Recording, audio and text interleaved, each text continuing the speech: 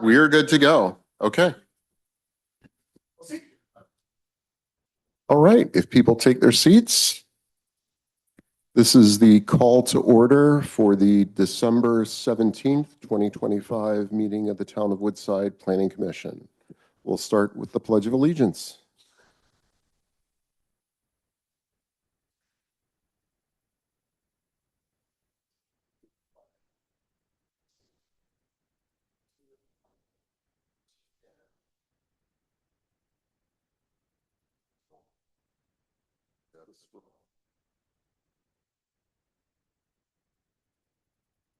Roll call, please. Chair Weaver, Present? Vice Chair Gar, Commissioner Ganerko, Yes. and Commissioners Apfel and Tauber are noted absent. Are there any changes to the agenda as published? There are no changes to the agenda and no desk items. In that case, we will move on to the public comment period, which is an opportunity for members of the public to speak on issues of interest to the Town of Woodside and its building and planning department, but which are not on tonight's agenda. This is usually limited at the beginning of the meeting to 5 speakers of 3 minutes each. So if there is any person here or online that wishes to speak on a topic not on tonight's agenda, but relevant to the Woodside building and planning, please let us know. And for those online, please use the raise hand feature if you'd like to make a comment. There are no raise hands. There being no speakers for public comment, we will move on to the first item on the agenda, which is the consent calendar. And I believe that just consists of the approval of the minutes of the November 17th meeting. That is correct. November 19th.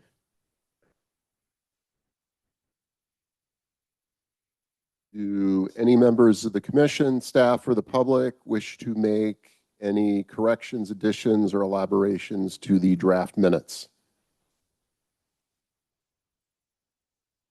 There being no sign of any such items, we would entertain a motion to approve the minutes.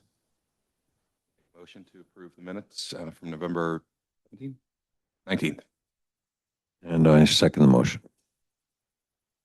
Chair Weaver, Yes? Vice Chair Gar, Yes. Commissioner Ganerko. Yes. We will move on to the main item on tonight's agenda, which is a formal design review for a property to be built on a vacant lot at 385 Moore Road.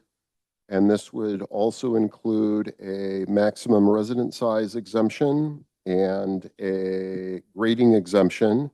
And I believe that Jillian is presenting on this.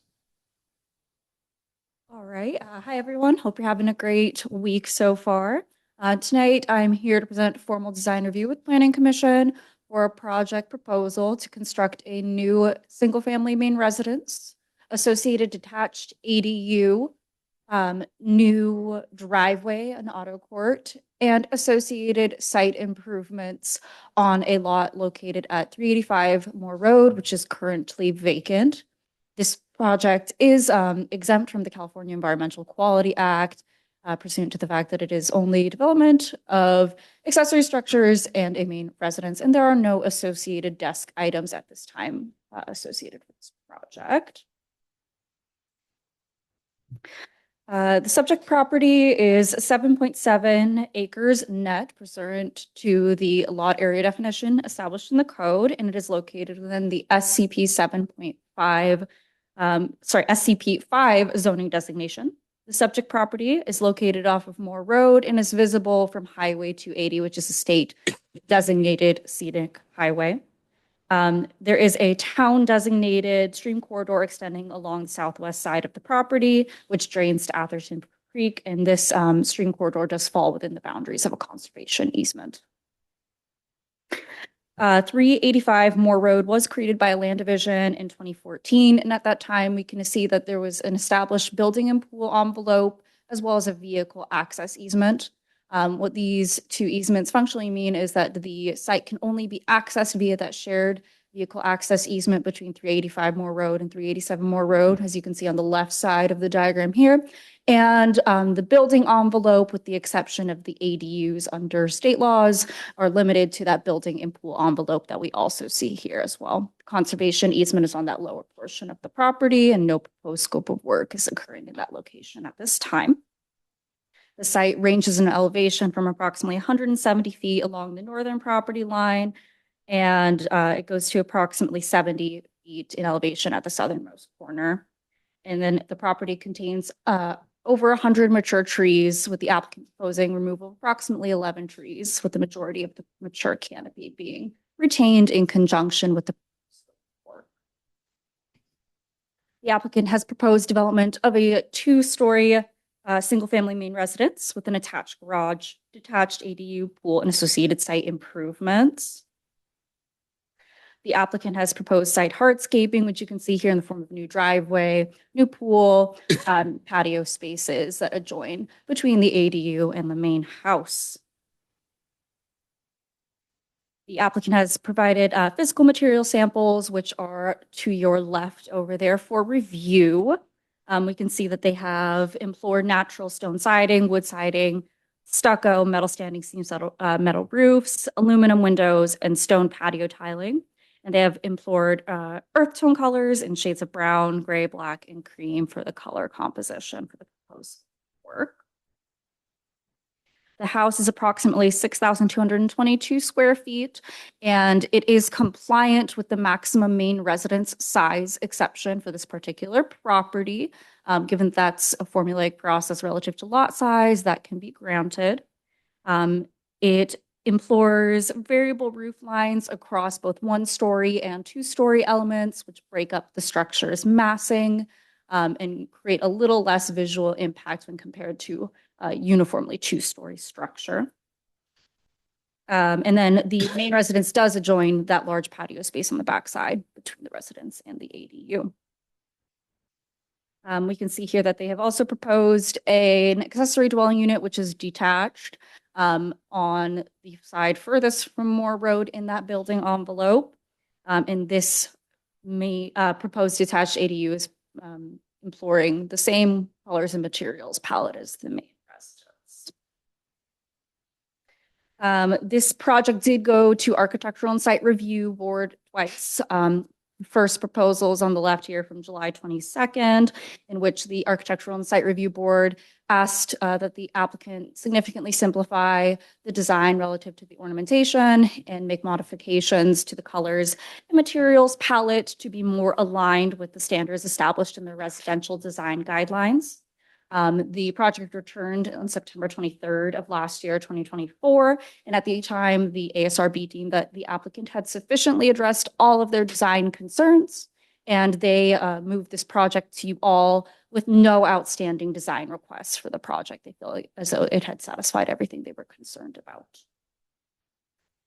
As briefly aforementioned, the project does require the approval of a grading exception pursuant to Woodside Municipal Code Section 151.22, given that the project both exceeds 1,500 cubic yards of site grading and has cuts and fills in excess of 8 feet. You can see a summary of the proposed grading in this table here on the left. In analyzing the project, staff did believe that this appeared to be a good candidate for a grading exception due to a number of factors, namely the limitations associated by that pool and building envelope, the mandatory accessing from that shared easement for 385 and 387 Moore Road, as well as various conditions such as landslide repairs that needed to take place on the property, minimization of impacts to trees, and things of the like.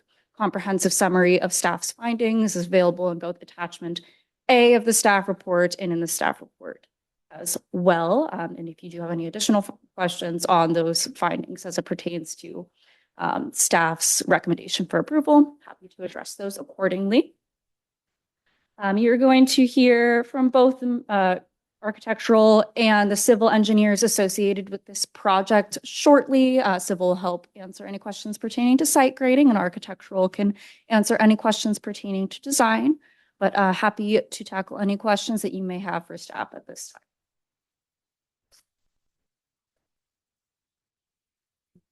My only question was, you mentioned the subdivision and the establishment of the building envelope. More curiosity than anything else. How did that, see the setbacks, which is sense of it?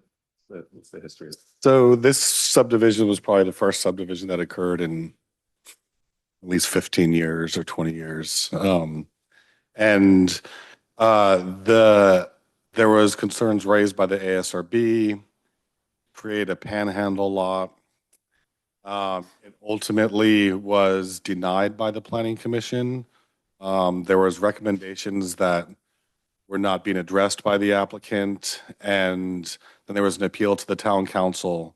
And through that process, the town council did uphold the appeal and approve the project, but at that time did establish those building envelopes. So it's not entirely uncommon to see that. I mean, it's not extremely common, but it does occur on certain subdivisions. And just given there was more trees, and as you got to the bottom of the site, actually on this particular site is the start of a designated stream corridor at the bottom of the hill. It's not as defined as many other stream corridors are on Woodside.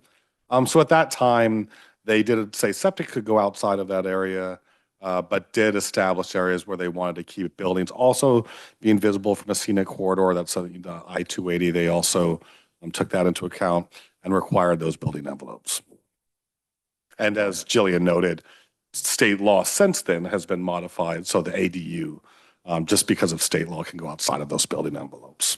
Could go out. Yes, yep. So I had a question regarding maximum size. I'm a little confused. Are we going to be asked to approve an exemption for the size, or has that already been taken care of by the sliding scale that you indicated, Sage, in your write-up? Yeah, it is a something that still needs to be approved, although the code basically gives it a formula and it says it shall be approved. So the residence size exception by itself is not an entitlement that triggers a public hearing. Sometimes people may add like 300 square feet onto their house, but it puts it in that exception category. And then that just gets handled with the building permit application. In this case, it's a new residence with the grade and exception. So all of the entitlements come before the Planning Commission as a package.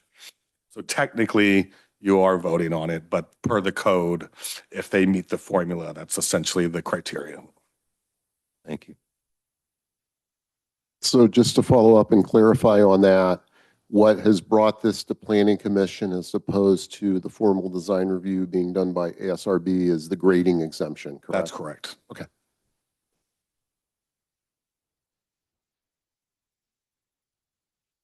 If there are no further questions for staff, we would invite the applicant or their architectural representative to come up and speak. It's not required, but if you wish to speak, we would love to hear from you.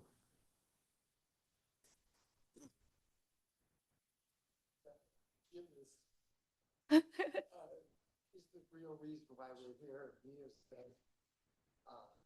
the expert on moving earth, and we can answer architectural and design questions, but we just assume defer to him.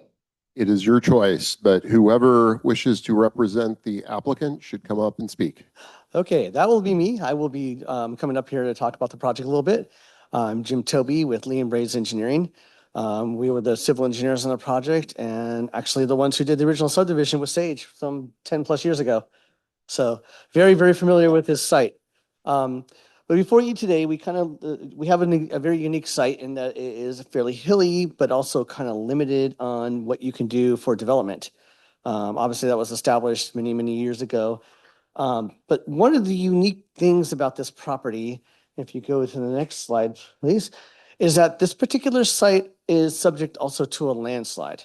Now, normally you would think a landslide, well, that's not very good to build in, but having a vacant lot and a brand new house actually gives us a unique opportunity to not only correct the landslide, but completely stabilize the landslide. To do that, you can see that area that's outlined in red right there.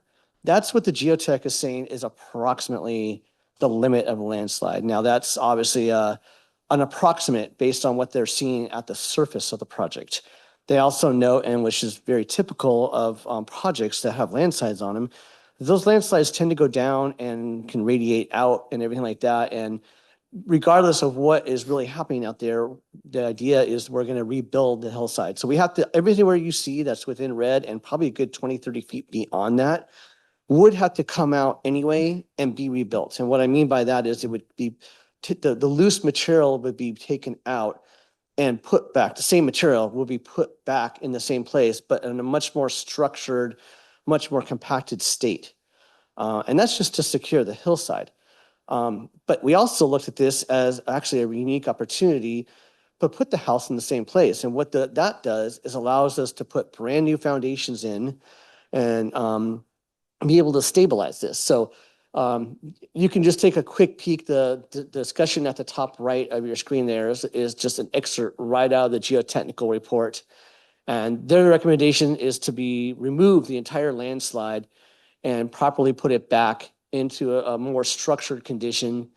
And then anything that might go back in, such as a house, the pool, garage, retaining walls, will be put in with a piered foundation. So if you go to the next slide, please. You'll see right here, this is kind of a section view, and you have these kind of dark lines extending down. This is just that side view of what we're proposing here. So you can ignore the box of a house. That's just an engineer not really going into detail of what the aesthetics of the house is, but just showing you where the house is placed. But the reason I wanted to show this to you is those lines going straight down, those are piers. And those piers are what we're going to use to lock in this hillside, not only the house, but the landslide itself. So even though we're asking for a fair amount of gradient on this property, the idea is we would have had to pull this dirt out anyway, and we're going to use it as an opportunity to put the house back and have these piers not only stabilize the house, but stabilize that hillside right there. So the area that's in red a little bit, that's the area on the side views. That's the area of the known landslide. And again, once the geotech gets out there and once they start digging and they see what's physically in the ground, they're likely to expand that out once they actually can see what the dirt's doing. You know, when you're doing geology, you're limited in what you can do from the surface. So it's really not until you get into the project that you can actually see what's going on. So that's why we use this as an opportunity. It's like, why not put the house in the same location? So it gave us that opportunity to go in there. Beyond that landslide, we also had to have a driveway. We also had to have fire access, have a fire truck turnaround. So that's also why we're having a whole slew of retaining walls in the driveway on the uphill side. But again, these are areas that would likely have to be dug out anyway and put back. So why not do it at the same time you're doing grading for the building? You can go to the next one, please. So this is what's called a heat map. A heat map is kind of a generalized display of how deep some cuts and fills are. So you can see everywhere you have that is purple is more benign. It's not a whole lot of grading going on. When you start to get more to the brighter colors, that's where we're going down deeper. And again, with the way the landslide is, we're trying to get down deep anyway. So why not use this as an opportunity? So yes, we are getting some pretty deep slopes, pretty deep cuts. We're also doing a lot of off-haul of this grading in certain areas, but we're, again, using this as everywhere we have a retaining wall, wherever we have a building, a pool, any major structure is going to have a pier on it. That pier goes down, locks the hillside in place. And so by using this one site feature, we said it felt like it was a good opportunity, even though we knew we were going to have to go beyond 1,500 cubic yards to be able to utilize the grading as a 2-for-1er, where we basically put the house in the same place as the grading for the landslide. If we had put the house farther down the hill, you still would have had to fix the landslide and then do the grading for the house again. So that's kind of an idea of why we did what we did. And again, I'm here to answer any questions you might have. The architect is here to answer any questions about the house or any questions you may have that ASRB took a look at, and hope that you guys have a look at it and look at this as a project that is worthwhile. Commissioner Gar, questions? Just with respect to the landslide, when is that last, is there any historical context on it? When's it last moved? Has it been stable? Well, it's stable in the fact that it's moved. If you go out there right now, you can see the ground is sort of subsided. So, and it's been there as long as I've been working this. I started on this project originally in 2010, when we were doing the subdivision, well before anybody proposed any houses, and you could visually see it then. So it's been there for. I was just looking at. It could actually move. It's one of those things. We're talking about moving inches, not like, you're not, forget what you see in Hollywood.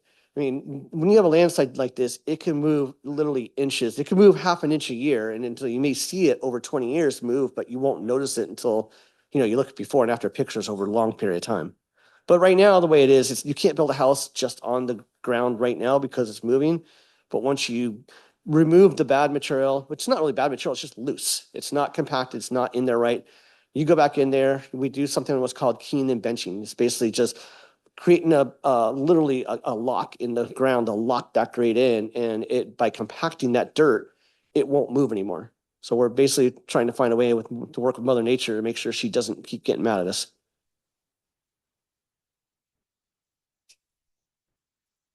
The tiered retaining walls that you're planning to put in are obviously in that orange Yes, greenish area. correct. And that's like a 90-degree out there. I mean, well, previous slide. Yeah, well, that's like an 80 degree. So right in that area, in that V-shaped Mm-hmm. area, that's where it's going. So you can go back to the next slide. I think Jillian was trying to go back and show you, but if you Yeah, look at that view that's right fine. there, Mhm. you can see the two retaining walls. The dashed line that's more higher, that's the existing grade that's out there. And so our goal is to do a couple things. So we're gonna, obviously it's a decent cut, but again, that's a lot of the vast majority of the grading is part of the landslide repair anyway. So you have a couple tiered retaining walls. Those retaining walls are both about 6 feet in height. And then we're sloping the ground behind it at a slope, we call it 2-to-1. It's basically a 2 horizontal to 1 vertical, which is a very stable final grade. Anything beyond that, in engineering terms, we usually don't find things beyond 2-to-1 stable, but we're able to go 2-to-1 and be able to put this back without having a risk of having more problems in the future. So you're starting with the natural grade, which is at the topmost area, Correct. and then you are basically following the contour of the landslide itself, just stabilizing the whole thing. Correct. And if you look at the way the house is positioned on the property, the house actually follows the contours. So even though the lot necessarily doesn't follow the contours, it looks, when you're looking on paper, it looks like it's skewed at 45 degrees, but that's actually following the natural topography of the site. And the previous level of the earth prior to the landslide, let's say many years ago, was that upper level and it was above that red area? Well, when you talk about landslides, we're not talking about something that was a previous. I mean, the landslide, if you go out there right now, it simply looks like it's sunk down about 1.5 feet. It just by visualization. Now, that landslide is usually somewhere around 10 to 20 feet deep, depends on what they find out there. This is just a general representation of the area. It doesn't, the red kind of hatched area is not supposed to be an exact representation of the actual slide. When they go out there to understand landslides, they do a series of small holes. So we're talking about an 8-inch core down maybe 20 feet. We get general ideas where it is, but until you actually go out there with an excavator and the geotechnical engineer can review what's really happening on the site, it's hard to tell. But it's not so much that the old grade is where the old landslide is. In other words, nobody put dirt on top of this thing. It likely is just that Mother Nature had the soil had unconsolidated over time, and we end up with a small landslide. And the red representation is the depth of this, what you think is the depth currently? It's not so much the depth, it's just the location, the general location that's been mapped out by the geotechnical engineer. Is this a cross-section, right? Correct. It's a cross-section. It's a representation of approximately where we're going to be, but I have a feeling we're going to be a little bit deeper, but the earth goes right back in the same location. Thank you. So in addition to the tiers and the keyways, for the developed part of this where the hardscape is, there's a drainage system, correct? Oh, absolutely. And if you go down like one slide to where you had the overall layout and where the cuts are, which way is the water being directed? Well, so if you look at the bottom below if you look at where the purple ends on the left, there is Yep. a little box. So look, go a little bit to it. There's a box right there that's got a black hatch around it. Yep. That's a retention system. So a retention system, very common in Woodside and pretty much all over the Bay Area. When you're adding hardscape to a project, this is water that doesn't necessarily, it's not allowed to percolate back into the ground. Now, we don't necessarily want it to percolate back into the ground from a geotechnical point of view because we want to stabilize the hillside. But we also don't want to inundate all our neighbors downhill. I mean, it wouldn't necessarily hurt this project, but down in Atherton, if you can't let water just keep going every time somebody builds something, Yep. they're still getting flooded left and right because their systems were developed 100 years ago. So what we're doing here is that system is basically, in just a generic way of looking at it, it's a large storage pipe. What happens is that water, all the water from the development is brought into that storage pipe. Let's just put it this way. Most of the water that's collected on the site is picked up in a 6-inch storm drain pipe. Right here, we may have a 36 or 48-inch pipe. And at the end of that, we have what's called a metered release. What that means is we have a restrictor hole on the end of it that might be 1 inch or 2 inches wide. And water just can't get out that restrictor orifice that fast. We're releasing water, what we call pre-development rate, or what was the amount of water that was releasing onto that hillside before any construction was ever happening. But when you have all that water, it's got to go somewhere. So what happens is it backs up into that storage pipe during a storm. So storms tend to be when you go out and it's raining, you realize it's, it starts drizzling a little bit and then it starts getting intense. And at some point in your storm, it's going to come and just deluge on you. And then it's going to slow down and drizzle off and you get a little more drizzle at the end. We're there to capture the vast majority of the larger storms so that when that pipe goes in, water will come out of that system. It just takes a long time. And it's spreading the water out over a long period of time. And eventually to the left of that, there's this other little hatch pattern that's it basically looks like a darker hatch to the left. And that's the dissipator. That's where we release the water on the hillside. We bring it down to a pipe where it has a T on the end. That T is there to absorb the energy of the water and let it just fall out and go down the hill over a wider stretch and release in a controlled manner. Filled with gravel, right? Yep, filled with pretty sized rock, like usually like 8 to 12-inch rock that's there to absorb the energy of the water. What's that? You actually designed one that works. There we go. There we go. Yeah, we do these type of systems in Woodside all the time. It's the way that most of the jurisdictions throughout the Bay Area handle stormwater too. So there's other ways of doing it, but especially on a hillside, this is the best way. Is the retention system sized for a particular event, like a 10-year event or a 25-year It's event? actually designed for a 25-year event. Okay. And the e-flow out of that elongated area, Mhm. the retention area, that's not, you can't control that, right? That's No. set when you bury it. Once and- you're done, you're done. The idea is this thing's out of sight, out of mind. We do ask people, they have to maintain it to the point where if there's debris and stuff that gets clogged in there, like everything else, everything needs maintenance, but there's no mechanical parts, there's no electrical parts. It's there just by sheer size of pipes and opening at the very end that lets the water through. So there is access to it through maintenance? Yes, to there's a, clean out that- so above to the left of the retention system and above the dissipator is a manhole.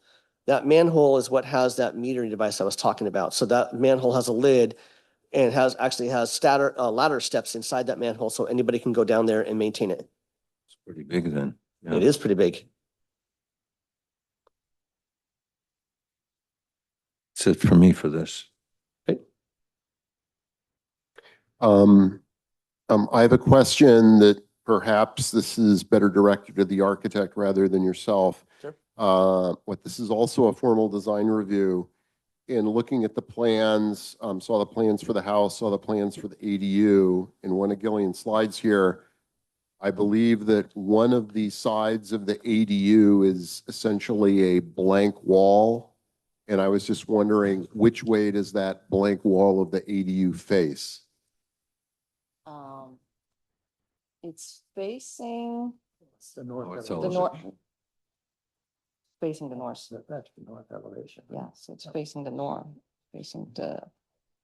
It faces Does north. that mean that's the north wall of the structure? Facing the north. It's on the right-hand side as you're coming in the driveway, Yeah, it's, right there. Yeah. Okay, on the right-hand Yeah. side? Yeah. Okay, okay, that answers my question. And where is the shared easement for, what is it, 387? Stand up page again, Colleen. Yeah. I'm sorry? Sorry, Yeah. go back to that picture of the sun. You can see the dash line coming down. Oh, wait, it's not on there. it's the No, upper- It's the Oh, it is. circle, Oh, the yeah, circle, That big dash line right there, that's it. Which in one? the circle, right? Oh, the dash, Yeah. Yeah. What you, right there, exactly. So you have the driveway coming down, you see what looks like a continuation on the left? It's gonna stop right now, but that would be the continuation of the driveway when the next residence down on the lower lot wants to develop. Oh, there's nothing there. yeah, So exactly. basically you take a big U to get into the Yeah, property. To get into 385. Yes. correct. So eventually, when the next person develops on the next lot down below, they would continue down that driveway, kind of where it's kind of like a circle around there at the end. No, that's because there's a tree or the Yeah. In, not that far down. Yeah, we would continue that darker green area. That's gonna be the path to the new development that will be to the left of this one. and I have a question for Sage. In the write-up there is talk about a gate for 387 that needs to be approved now? No, so there is a gate up at the front towards Moore Road. So to the kind of right is the entrance into the driveway, and that's actually kept free and clear. It actually acts as a fire truck turnaround there. And just beyond that, where the gray is right there, where Jillian's putting the cursor, that is a gate that has been approved with the 387 Moore Road project. They just haven't installed it yet. 25-foot gate? It's 40 feet or so back. Yeah, it's a little wider gate because it's for a two property driveway, as well as that turnaround is pretty deep. It's deeper than a typical turnaround. That was part of the subdivision that was recorded with the property. And that, because that street really didn't have any turnaround, so as part of the subdivision, they created that. That'll be approved. Yeah, that's all already approved, and the gate has already been approved. 387 just hasn't, they have an approved project. It may have expired, but if the gate comes back, we can deal with the gate at the staff level anyway. So just to follow up, Sage, it was 387 more that was before the planning commission, like 2 years ago or Yeah. a year and a half ago. Yeah, but both of these projects actually had, I don't know, 5 or more than 5 years ago, maybe 7 years ago, both had houses approved on them. And then 387, and when they came back, they made changes, and those changes required the grading exception. That's probably what you remember. Yes, I remember the grading exemption, but nothing about landslides. So I Yeah, figured it was a different It property. was a little bit different, yeah. It had a lot to do with the length of the driveway, and they were also digging into the hillside a little bit Yeah, from the garage.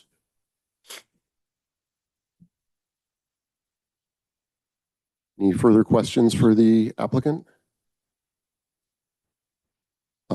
Given that, it would be the time to open the public comment period on this item. And so if there are any members of the public that would like to speak on this on Zoom, please raise your hand electronically, or if you are here live in the room, you are free to speak at this time. Big crowd. Yes, big crowd. There are no raised hands on Zoom.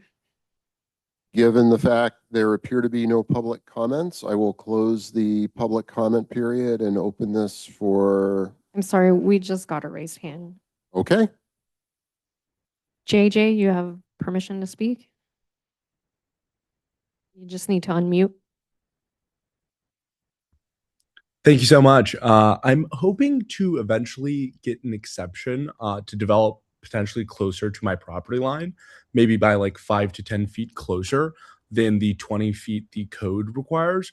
Is that possible to put on the conceptual design, and can the ASRW approve it if it violates the code, or is that something that would not be allowed to be included? Is this comment related to this project? Oh, sorry, no.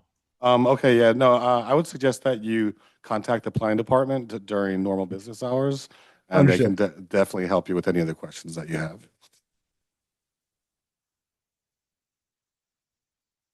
There are no other raised hands. Okay, given the no other public comments, I will close the public comment period and open this for commissioner deliberation. Let's see what to say. I mean, I think first off, I think the ASRB did a nice job on this, and well, ASRB and yourselves. So I think it sort of became more Woodside-ish. So kudos for that. Looks good. Seems like y'all have done your homework and all the grading and whatnot, and it seems to make sense both for having a structure that's not overly imposing, / designing a sedimentation retention that works. I put one in the Whiskey Hill that didn't have an outflow, and it's basically just a bathtub to sit there and have mosquitoes. But we can talk offline on that.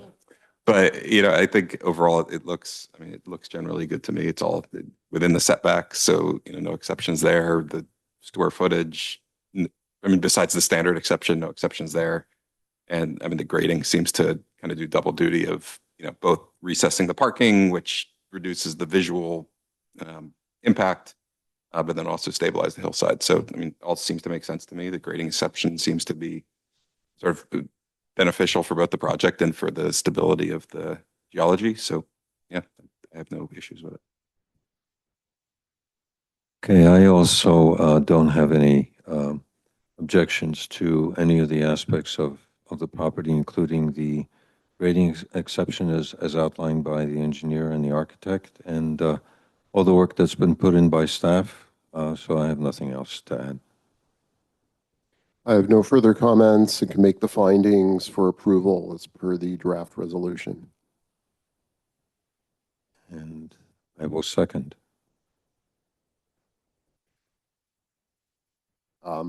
Yeah, go ahead and make a motion, Richard. No. I was just saying I don't have anything further to say. Sure. So I motion to approve the draft resolution for the approval, the final development approval of 385 Moore Road. I will second it. Chair Weaver, Yes. Vice Chair Gar, Yes. Commissioner Gunerko. Yes. And that this item is approved. So Thank you very much. go out and start doing your stuff. Sage, did you have anything else for us this evening? No, we did it. We'll have the next director's report will be in January. So nothing further to add other than thank you very much for another year. This is the last hearing of the year. So happy. Always a pleasure working with staff here, and thank you for all that you do for the town. Thank you. And Julie for riding herd on all of us.